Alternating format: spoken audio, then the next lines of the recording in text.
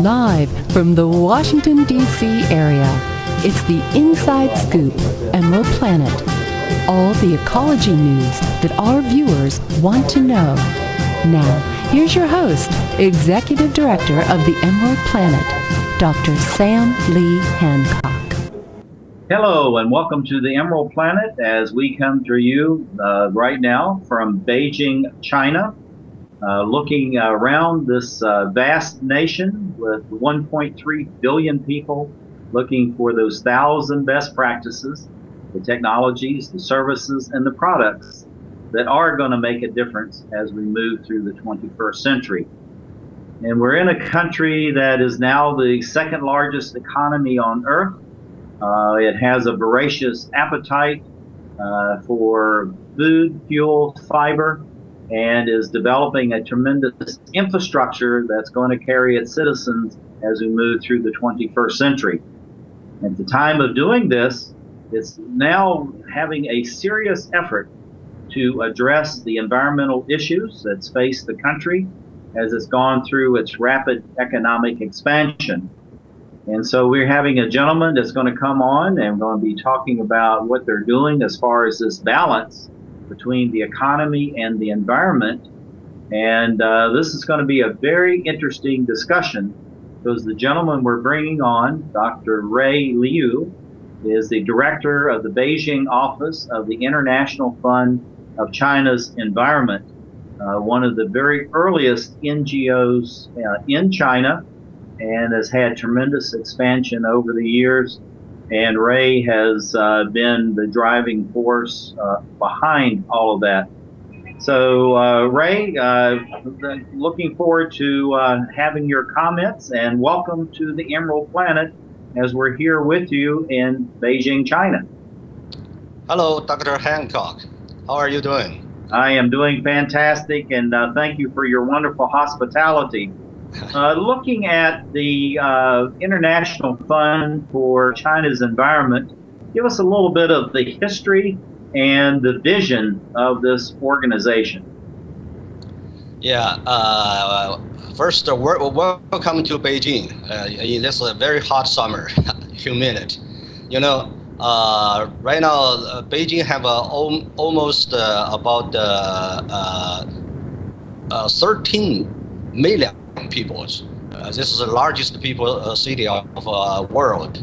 We have a serious environmental problems. Even though the past 30 years, China has a very fast economic development, but we have right now to face the air quality problem, water quality problem, and also short of energy. So IFC, International Fund for China's Environmental Fund, past 30 years. So we try to help China. To solve the environmental problems. We just set up the bridge between the world to China to learn the experience from other countries, especially from the United States, to help China improve their environmental qualities. Well, Ray, you are very much involved in a number of organizations and various institutes. You have a very outstanding career over the last, as you were saying, 30 plus years. But you've become very involved with this NGO, which is in many ways a new phenomena within the country of China. Tell us a little bit about the origins of NGOs in general, and then why create something that's about the environment when the focus has really been on developing the economy and bringing the vast majority of the people, into a true middle class standard of living. Okay. The past 30 years, China has a very fast blooming economics, but at the same time, we have lots of environmental problems bring out. Chinese government are trying to solve those problems, like a water problem, air problem, and also other problems, environmental problems. But the NGO play a very important role. Right now, probably over 2,000 NGOs blooming in China. Those NGOs has played very important role to help China, especially in the local communities, schools, and also for the even for the high-tech companies, they need some kind of sound to help China improve their view of environmental. So balance economic development and also environmental protections. For example, IFCE, International Fund for China's Environment. So we have set up a bridge between Chinese government and local communities. We set up some fund and also some of the trainings to help government, even officials, to learn the experience overseas from other countries. Well, looking at what you're doing, I know that you've been very involved with the schools, K through 12. Also, you collaborate with a number of the major colleges and universities throughout the country, and even working with many of the technical colleges to provide the products and the technologies, across society, but within the local communities. What type of effort has been made by the International Fund for China's Environment to involve the teachers and the administrators, as well as the students, in the work of looking at this balance between the environment and economic development? Okay, one of the ways we bring to China to help China environmental protection is use high tech, like information technology, to help China to project or to monitor environmental, like GIS, Geographic Information System, and remote sensing technology. Those new technology to bring to China to help China to find the first time to monitor environmental change. For example, the forestry, water resources, and also air quality. The remote sensing technology and also geographic information system, and even cloud computing, and right now the big data. All those new information technology has played a very important role to help improve people to understanding where we live on the environmental. Now, looking at the work that you're doing, I know that you're one of the first NGOs in China. The Emerald Planet TV, actually before it ever started, was introduced to your colleague, Dr. Peng He, who is the president of IFCE. And this happened before we were moving forward to establish the TV program. And so what are some of the things that you've had to go through that you've learned that may be considered, say, a best practice or best practices for people in other countries that are actually just now trying to catch up with China, and what you have been able to do in establishing your vast network all over the country? Okay. I used to work in the United States for the Conservation International, which is NGO, largest NGO in Washington, D.C. So I know to help other countries, like NGO to help other countries, we are bringing not only money. Money is one of the issues. The best way is bringing the concept. So IFCE, International Fund for China's Environment, so we brought out to the China is a concept, is the concept to bridge China to the world, to find the best way, best practice, use technology, use new concept to help community, help government, help the colleges, students, to find the best way to change their working environment, changing their live environment, and improve their quality of life. So right now we still face a big problem. So like air quality, you already see that in China. So the past few months, China had a very much smoggy weather, especially Beijing and other area. So this is the first important thing to the Chinese government or to the Chinese people. I think the NGO, even both China's NGO and the international NGO, we have our very important role to help China on this side. Well, I know that the IFCE has been a true pioneer, and your colleague, Dr. He, has been a pioneer as well.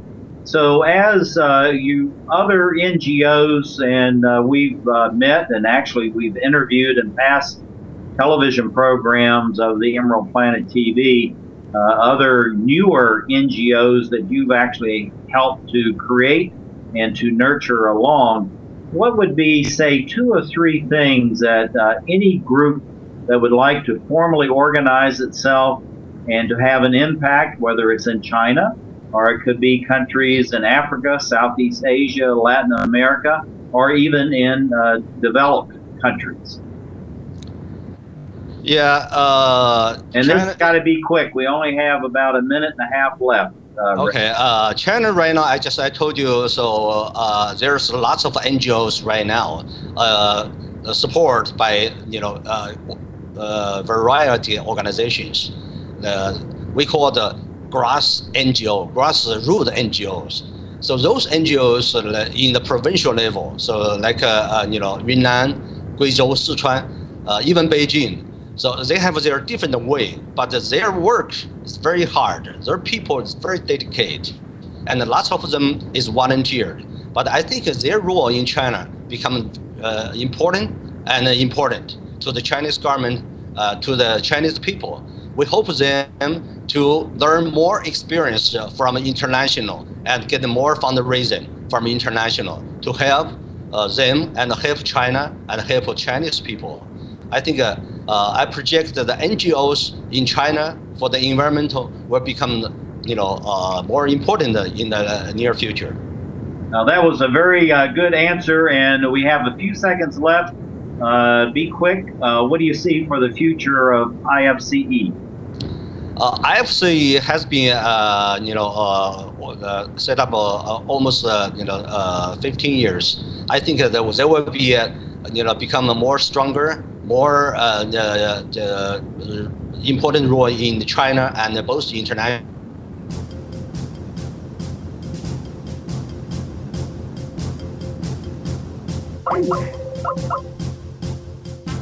Hey, Liu, the director. Thank you. Thank you.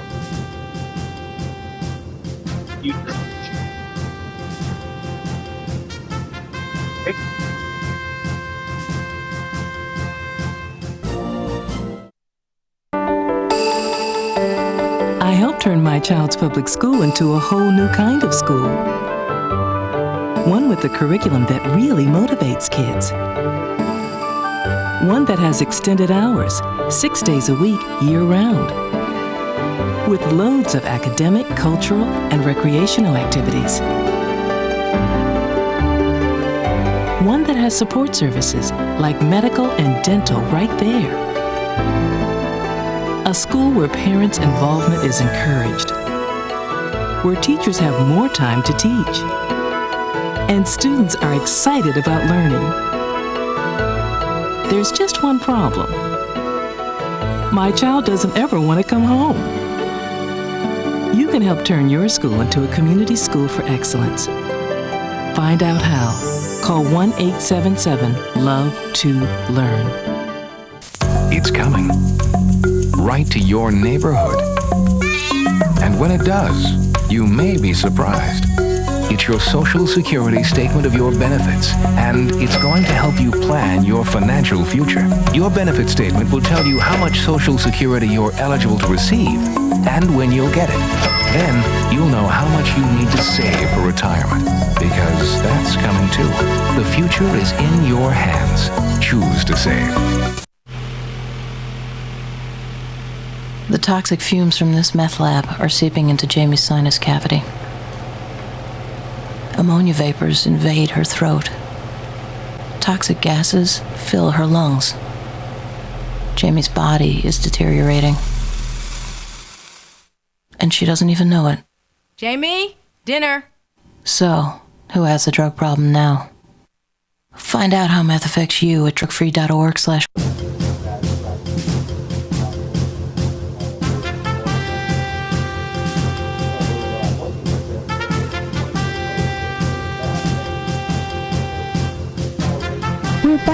to the Inside Scoop Emerald Planet. Here again, your host, Dr. Sam. Hello and welcome to Emerald Planet. We're sorry for the disruption in the broadcast. We are coming to you live from Washington, D.C. at the studios here.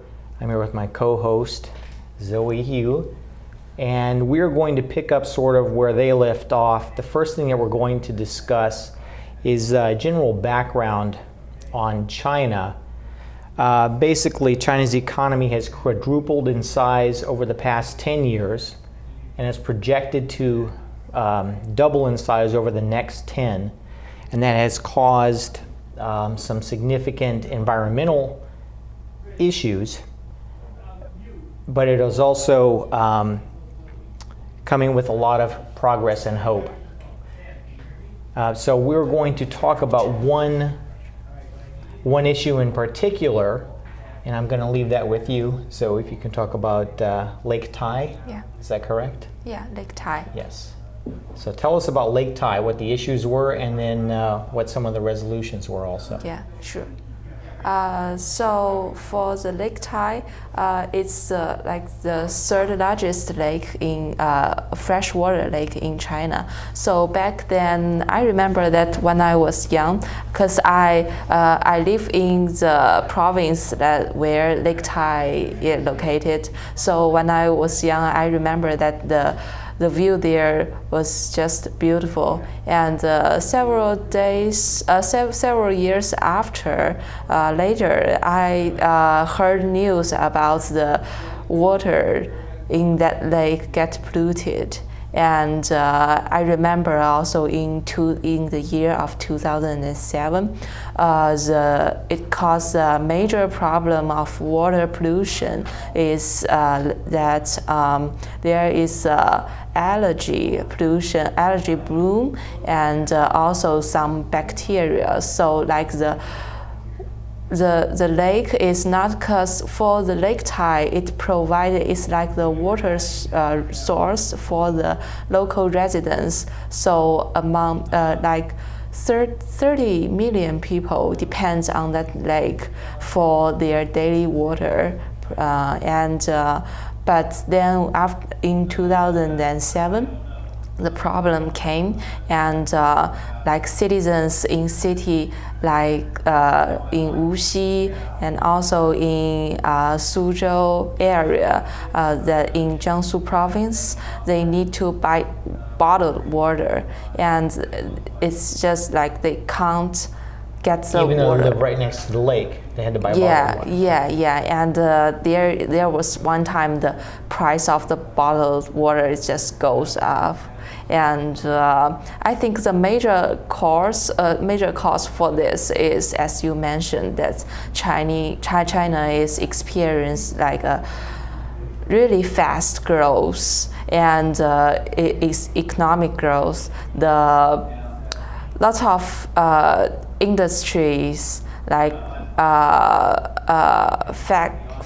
factories, they located in the surrounding area of the Lake Tai, and then because these are some industrial factories, so after they produce some contaminated water, they just pour it directly to the lake. And also the other cause, I think, is the rapid growth of the urban population, so that with that population growth, like some daily trash, like that amount And urban runoff, right? They get increased. And also the third one is the agriculture. Problem comes from agriculture, because for the agriculture you need the fertilizer. Yeah, fertilizers. Too? Yes, and also it also like goes into the water. So those three major causes eventually produced the problem. But I'm also glad that, so at that time when I look at the newspaper, there are newspaper articles and the pictures shows like the water of the lake become like a green color. So I saw that picture. Can we display it? Okay. Okay, we're cutting back to Dr. Hancock in Beijing, the live broadcast. Thank you for your patience, and welcome to Emerald Planet TV. Hello, everyone. This is Dr. Sam Hancock, the President, Executive Director of Emerald Planet TV, and we're coming live to you from Beijing, China, as we look around the globe for those 1,000 best practices that are being created in the country of China and many other nations across the globe. We have a gentleman who is on with us, Dr. Michael Zhao, who is the China representative of the International Institute for Sustainable Development, and also he's a board director for the International Fund for China's Environment. Michael, welcome to the Emerald Planet TV, and glad to be here with you in Beijing, China. Thank you. It's a pleasure to be here with you. Tell us a little bit about your organization and the types of things you're doing through the International Institute for Sustainable Development. Well, International Institute for Sustainable Development, shortly for IISD, is a Canadian-based think tank. We were established in 1990, and we started to work in China in 1992, shortly after the establishment. So we've been working in the field in China for over 20 years, and we've been working in many fields because we are a think tank. So we work with most of the policy makers in China, including most of the ministries and the NDRC, and also research center of the State Council. We are working in many fields, mainly concentrated on energy, water, resilience, and knowledge. Give you one example. In knowledge area, we work with various ministries in China to create sustainable indicators, including sustainable community indicators, as well as green consumption indicators in China. We also recently worked a lot in the green finance area, assisting China to shape up policies to achieve faster transition to a green economy. Well, I tell you, this is really a very dynamic area to be in, as many people know that NGOs in China are fairly new to the society and in the interaction with the government, which is very important to have the people's voice as you move forward. And of course, as China is becoming more affluent and now has almost 400 million true middle class, and you're adding more people into the economic mix, so to speak, is that the environment is certainly one of those areas that the government and the citizens are paying much closer attention to than, say, 5, 10, 15 years ago, when the real focus was on just developing the economy. So sustainable development, how are you defining that through your International Institute, and how is that now enhancing and bringing about more of this balance, if you will, between the economy and the environment?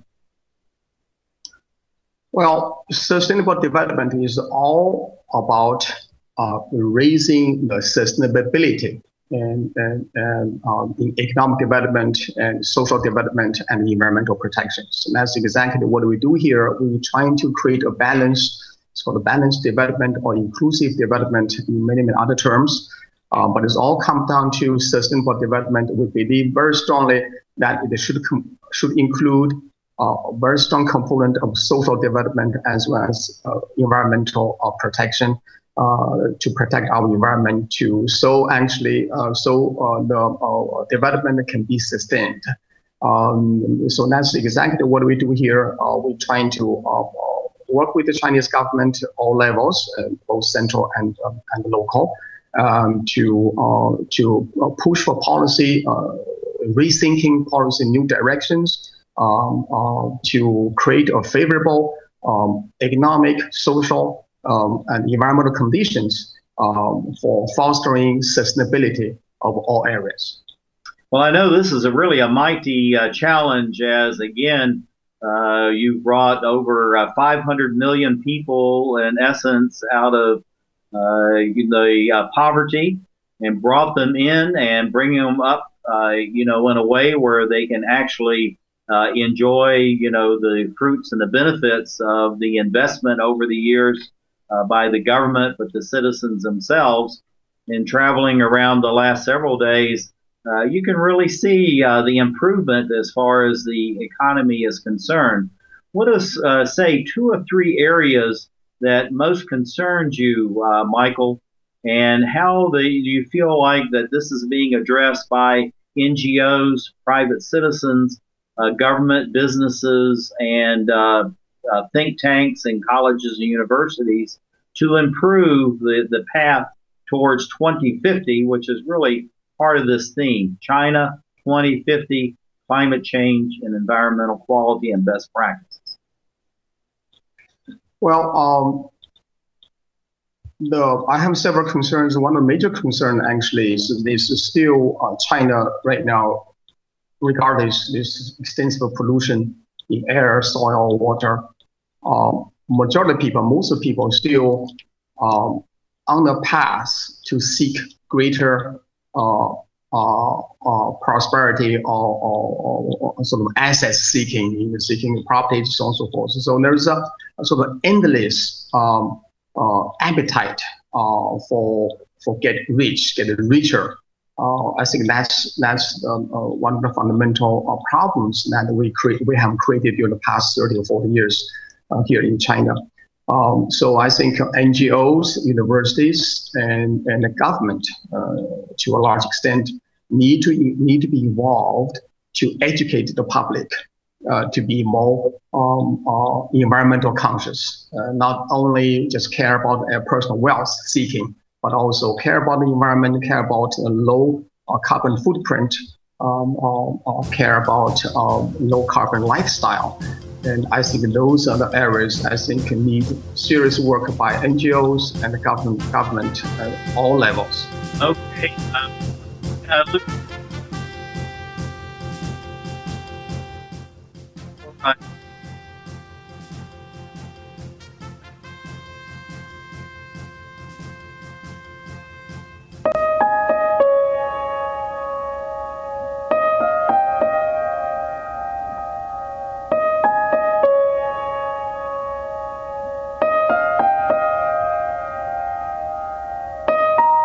Some dreams are universal.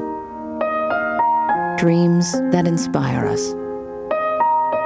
Multiple sclerosis is a devastating disease that changes lives forever. The National MS Society does more for people with MS than any organization in the world.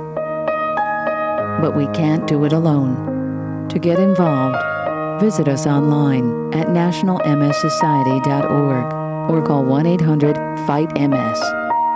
This is why we're here.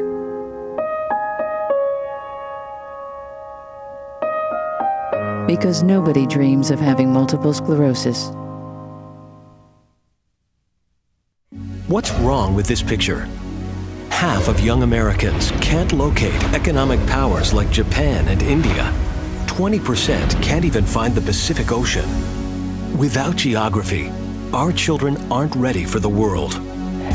Geography is everywhere. It's incredible creatures, rhythm, fashion, flavor.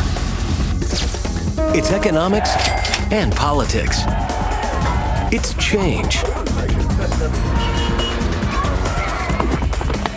Understanding connections between people and places is critical in the 21st century. That's why we created mywonderfulworld.org. Go there now for your free parent and teacher action kits and give our kids the power of global knowledge. Because kids who understand our world today can succeed in it tomorrow.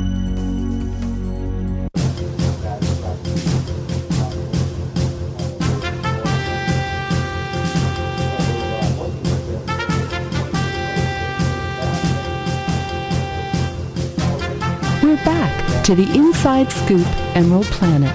Here again, your host, Dr.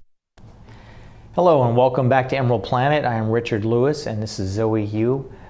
Briefly, we lost our disruption to Beijing, the broadcast, but I'm going to talk about the environmental issues that China is facing today. Basically, there are hundreds of thousands of people dying in China from poor environmental conditions, and the only statistic higher than that is from cigarette smoking.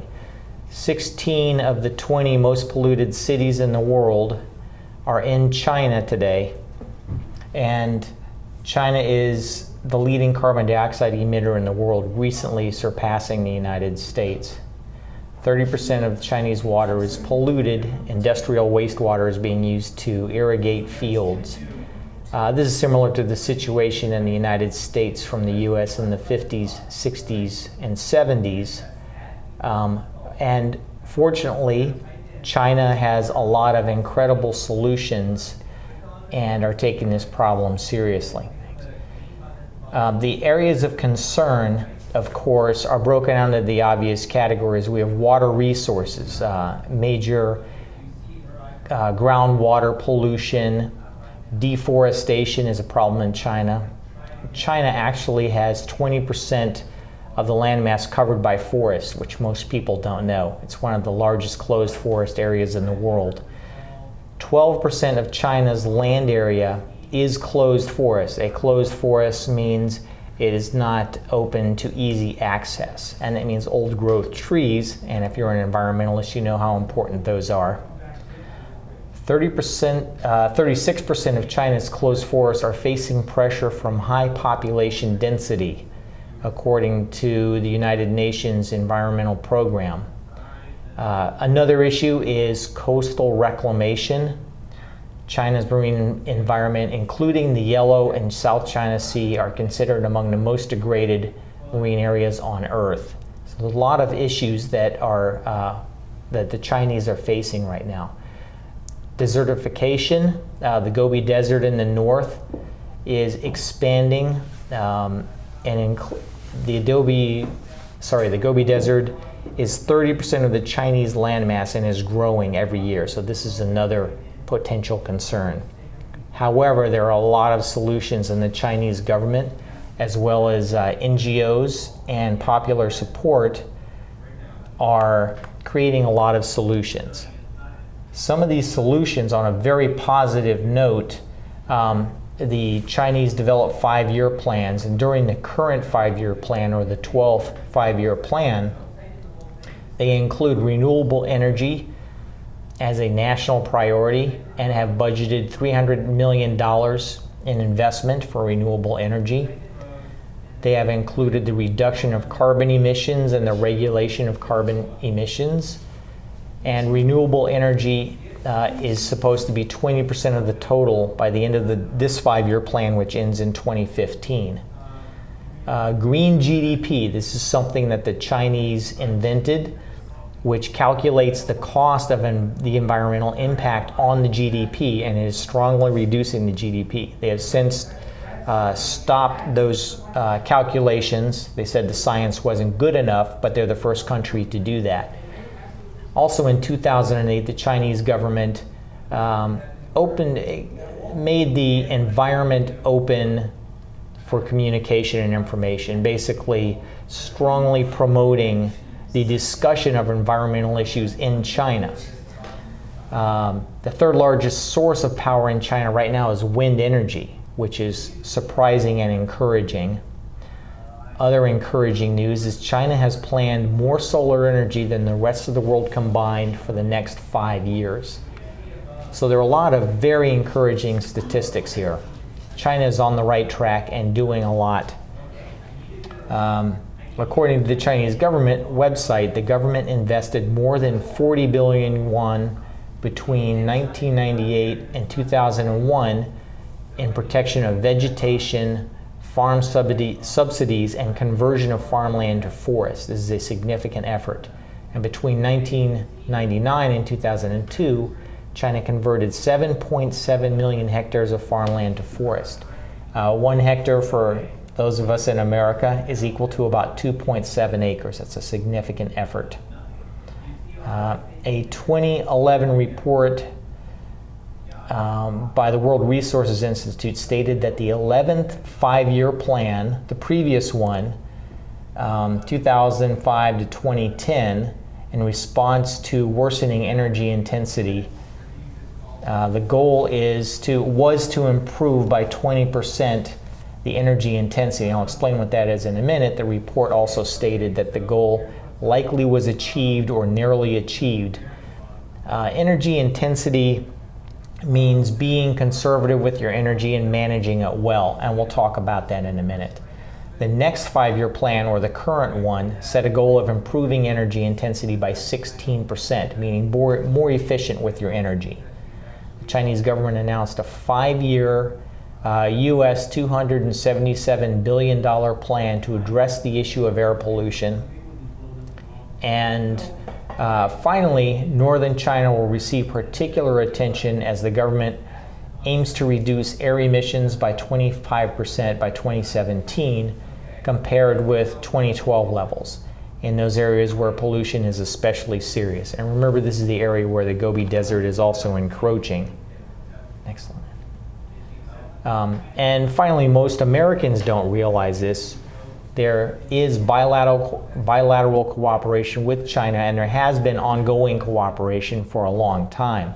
We have had in place energy cooperation between the two countries for 40 years. In 2009, China and the United States signed a bilateral agreement on clean energy, which was not as well funded as we would like in the United States, but which is being taken seriously by both sides.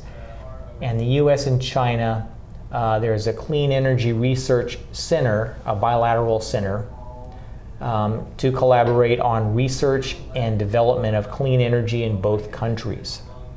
We have a specific case study, and we're going back to Zoe Hugh on this one. Lake Tai, we discussed it earlier, had some serious environmental issues, and we'll talk about them briefly again, and then we'll talk about some of the solutions. It is now a beautiful, clean lake once again. And back to you, Zoe. Yeah. So continuing with what we discussed like several minutes before, although I mentioned that the lake is polluted and the water is contaminated, but as you mentioned, that we are very glad that the lake is now become clean again. That's because the Chinese government, they really devoted lots of efforts into that, and currently protecting the environment is not really the priority at the national level, but also I think for the public, they also very aware of this environmental issues. So each person, they are trying to devote some efforts into the problem solving process.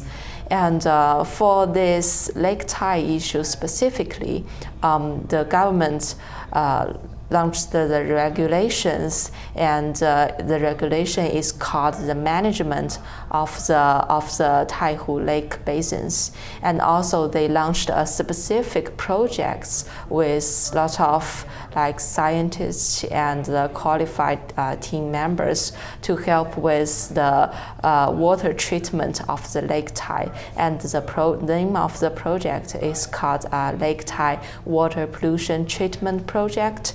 And also there is the other action that taken by Chinese government is that the factories and also the are either shut down, or those disqualified factories, they are shut down, or they are relocated to other the worst polluters. To other areas. And to treat the water, the Chinese government applied the advanced technology. And I want to mention is that they really invested like huge amount of money into this problem. It's like because the problem begins at 2007, and for the next 5-year period, the government planned to invest in like $14.4 billion to solve that problem. And also at the province level, like for the Jiangsu province specifically, they need to invest $2.7 million like every year to solve that problem. So it's a lot of money. Yeah, that it is. As I mentioned, that the lake tide problem raised because of, first of all, the agriculture, and secondly, the industrial reasons, and also the urbanization. And so for the agriculture, the Chinese government decided to develop a sustainable agriculture development strategy. And so rather than sacrifice the environment for growth, we sometimes even want to decrease the speed of the growth and to ensure that we have a better environment. And also for the industries, their regulations set it up, and also those disqualified factories, like they have no chance and they will be punished if they don't obey the certain rules. Yeah. It's interesting that in America and China both, it's interesting the situation was identical. In America, we had the same pressures for economic development, which created pollution, and just had more time to deal with it. Yeah. So China is doing a great job now, fantastic exactly. job of cleaning up quickly and helping out. Yeah. And you grew up near the lake or went there as a child? It's like I was in the same province. I also live in Jiangsu province, so quite near. Yeah. Wow, near, that's and fantastic. Yeah. And there was popular support too. Were there demonstrations about the pollution? Yeah. And thank you for watching Emerald Planet TV. We'll be back with you momentarily, and hopefully back to the Beijing broadcast after the break. Thank you. This is Richard Lewis signing off.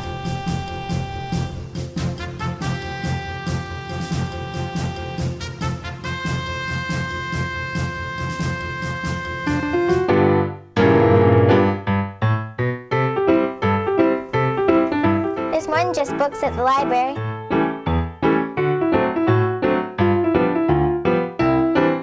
There's more than just books at the library. Excuse me. There's more than just books at the library.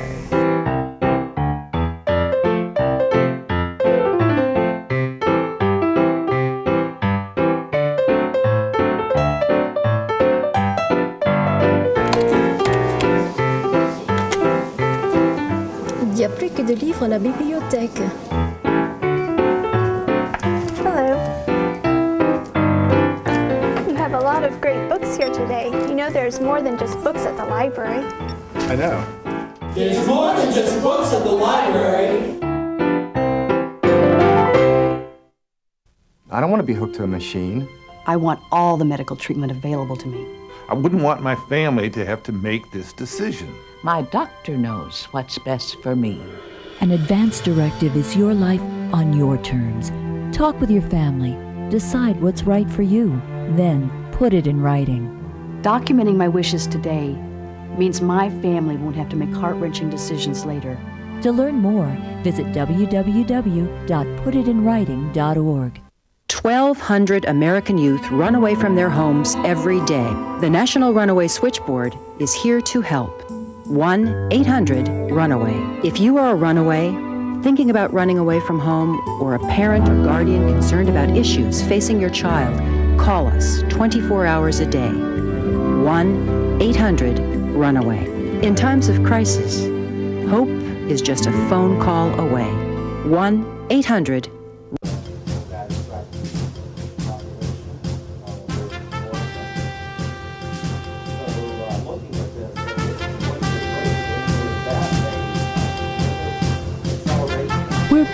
to the Inside Scoop Emerald Planet.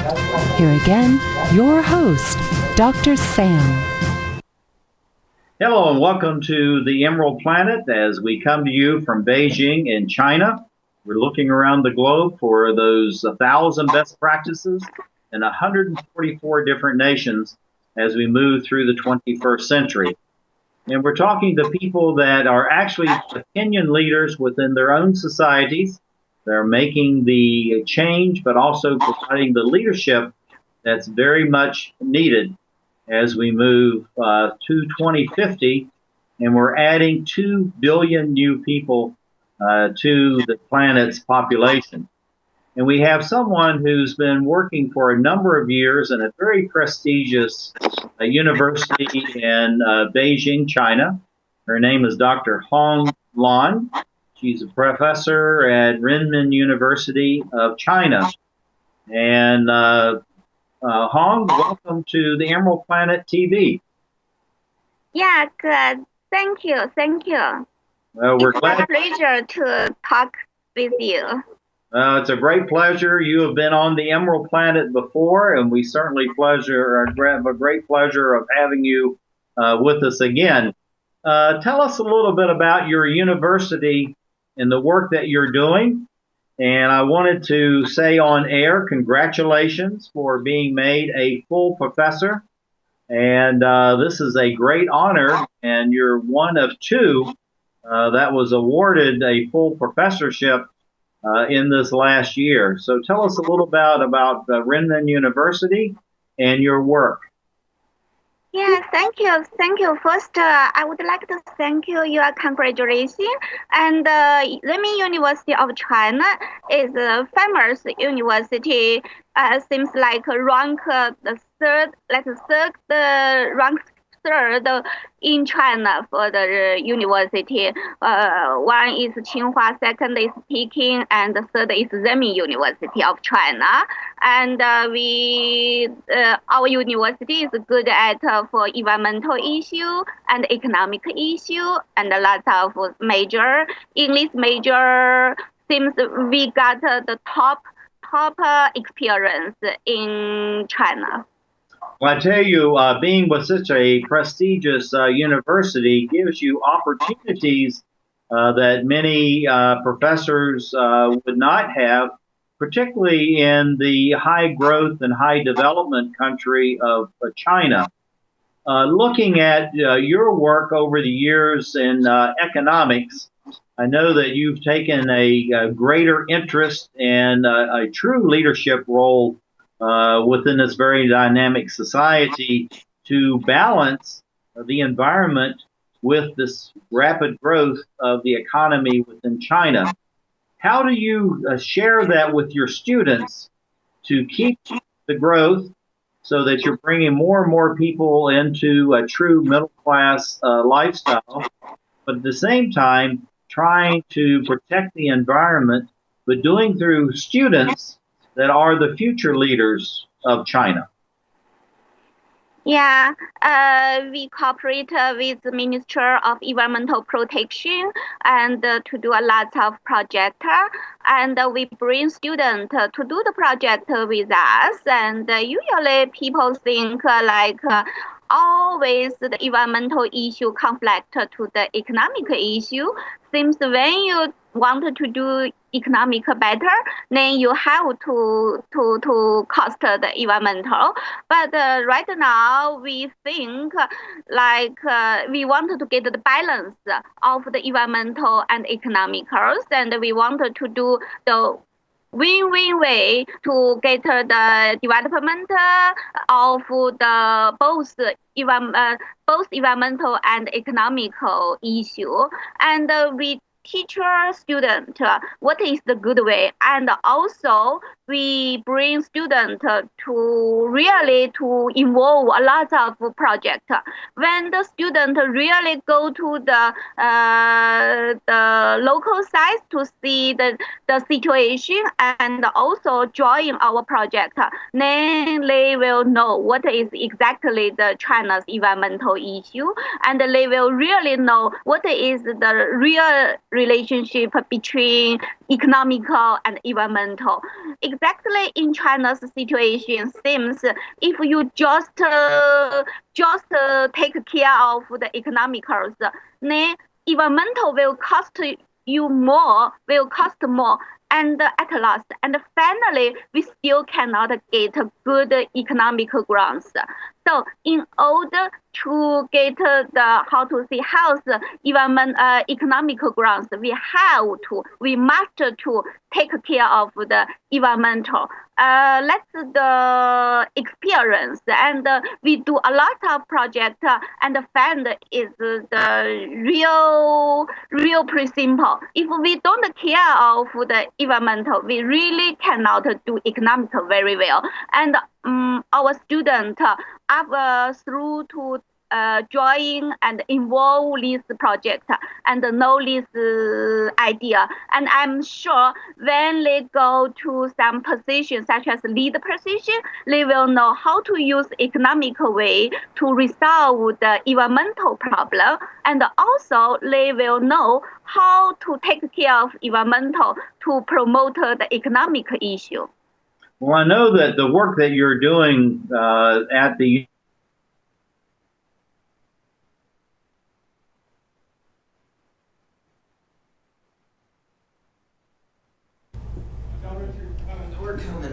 Hello and welcome back to Emerald Planet. Sorry about the disruption. The broadcast to Beijing isn't going through for some reason. I am Richard Lewis and this is Zoe Hugh, broadcasting live from Washington, D.C. at the Emerald Planet studio. And we're speaking about Lake Tai. And Zoe actually grew up there. Do you have any memories that you can tell us about? What's the before and after? Did you see the before and after the cleanup? Actually, during that period, I didn't go to Lake Tai, but there is a river just near where I live that I could talk more about that. I think it has the same problem as Lake Tai, although it's like a little river only famous maybe known to the local citizens, but it's called Qinghai River. I remember that there was one time, it's like all of a sudden, and you found out the river is not clear anymore. It is not only not clear, but like the situation is really bad because it smells bad, and also there's absolutely no fish. And smells like chemicals. Maybe not chemicals, but it's just make you feel uncomfortable. And the water is like a kind of like a black green color. And when like the local citizens are concerned, worried about the problem, the government stepped in, and then they took the actions, because I was young at that age, so I don't know exactly what kind of actions they adapted, but the result was that the water not only become clear again, but the area that's the area the river passes through, it becomes like a sightseeing area. Nice. So it's more beautiful than before.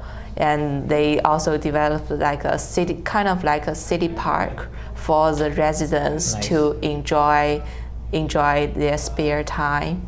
Yeah. Did the fish ever come back? Yes, I think so, because the water is pretty clear right now. And they also, I also think they also developed like a business. You on Skype about the work that you're doing with the students, and that you're involving them within the communities around China, so that they are learning about other areas besides their own home.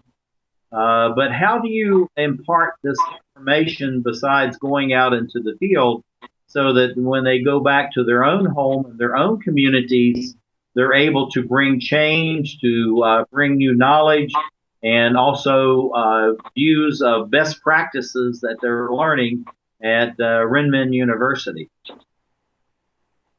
Yeah, I think we got a lot of